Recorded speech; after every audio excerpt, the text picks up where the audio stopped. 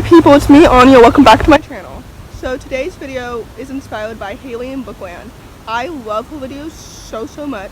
I know I recently did a video that was also inspired by her, and this one is inspired by her videos where she does 5 books that you need to read. And I know that's a video that she hasn't done in a few months. Also, so I'll link her most recent video in the description below. So with that said, the first book on this list is called A Dress for the Wicked, written by Krause. I don't know how to pronounce her name. This is a YA fantasy standalone about Erin, who enters this fashion competition. So this story is really like a love letter to the fashion community. I really like this book. Erin is an underdog as well because she's from like a really small town, and this competition has finally opened up to everybody in their town, including the people who are like from the country, like she is, opposed to like the rich, wealthy city people. You know, I really like this story. I think that it is highly underrated. It is so good. I loved the world building. I love reading about an underdog in this like high fashion world. Like I love fish out of water. That's my favorite. That's one of my favorite tropes. I love these characters. I love like everything about this story. It's just absolutely incredible, and I just really loved this book so much. I think that it should be talked about more often.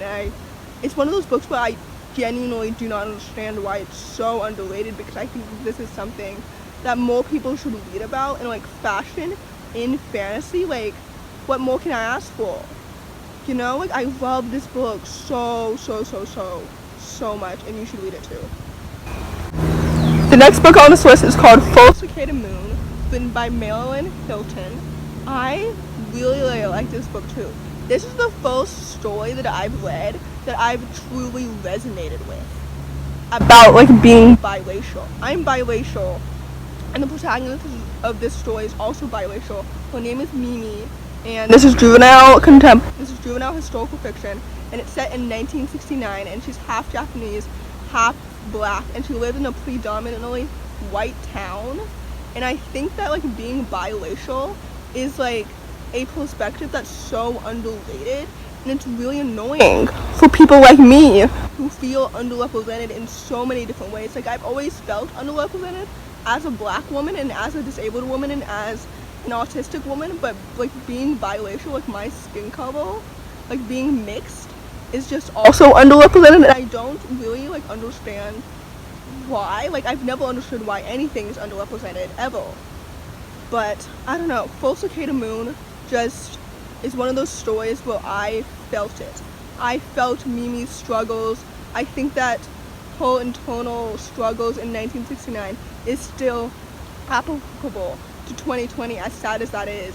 And I just really loved this story, and it's about fitting in and standing up for what's right, and I think that those things are very like realistic and again applicable to 2020 and all the years to come. You know, I just love this story so much.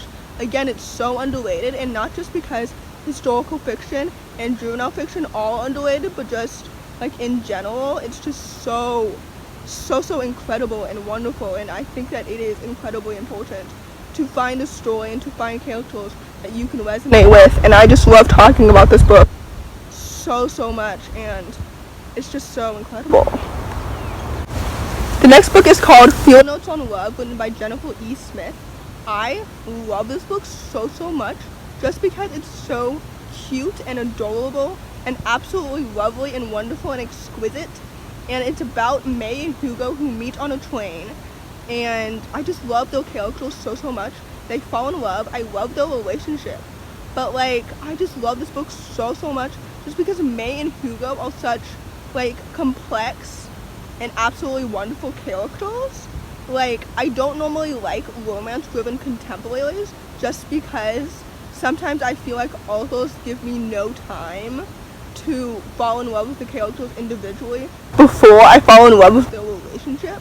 And yes, this book is insta-love, but like Jennifer E. Smith makes it work, because I fell in love with May and Hugo before I ever shipped them. or before I ever like rooted for their relationship to work.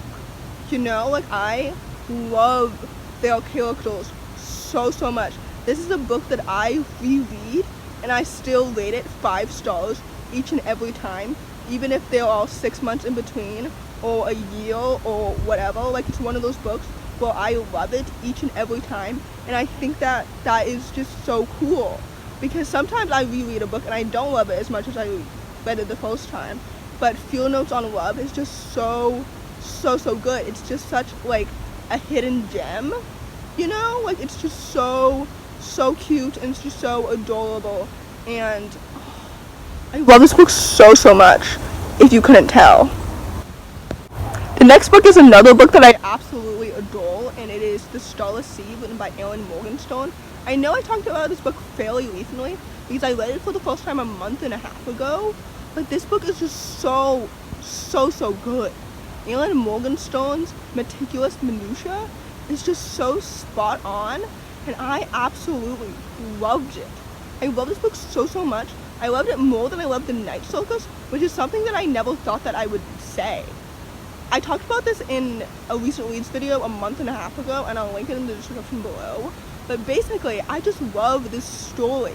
I just love this story and these characters, and it was just so good. And the protagonist is a Ravenclaw, which I love because I'm a Ravenclaw, and I was just swept away by this wonderful adventure, and the world building was just so incredible and amazing, and the characters and the plot and how everything like intertwined and weaved together from the beginning to the end was just so good. Like, I was reading it and I was thinking, okay, how is she gonna tie all of this together? And oh my gosh, I love this book so much. I didn't know what was gonna happen like throughout the entire story. Elin kept me on my toes. Each plot twist genuinely took me by surprise, and I just can't stop talking about this book because it's absolutely incredible, and it's truly one of my favorite books of 2020. And oh my gosh, I love this book so much. It's just so good. It's adult fantasy, by the way. I don't think I said that, but it's just so good. The next book on this list is another one that I've talked about fairly recently, and it is Eliza and Her Monsters, written by Francesca Zappia. I love this book so much. It's YA contemporary, and it follows Eliza Mulk, who's created this fairly popular webcomic online called Monstrous Sea. And she never thought that her online life and her real life would collide until she meets somebody at her school who writes fan fiction for her webcomic. So that's fun and dandy. I love this book so much. I think it absolutely deserves all of its hype that it receives, and so much more. Like, it's so good. I loved its anxiety representation, which is so wonderful. But I also love all of the wonderful, lovely characters and the plot. And Eliza Mulk is a character that I like absolutely almost like fell in love with in a way. You know, like I truly felt her. Like, I felt her emotions. I've cried at the same spot, even though I know it's coming, every time I read this book. Like, every time I reread it, I cry at the same spot, even though like I know that it's coming, and I know that I cried at this point in time the last time I read this book.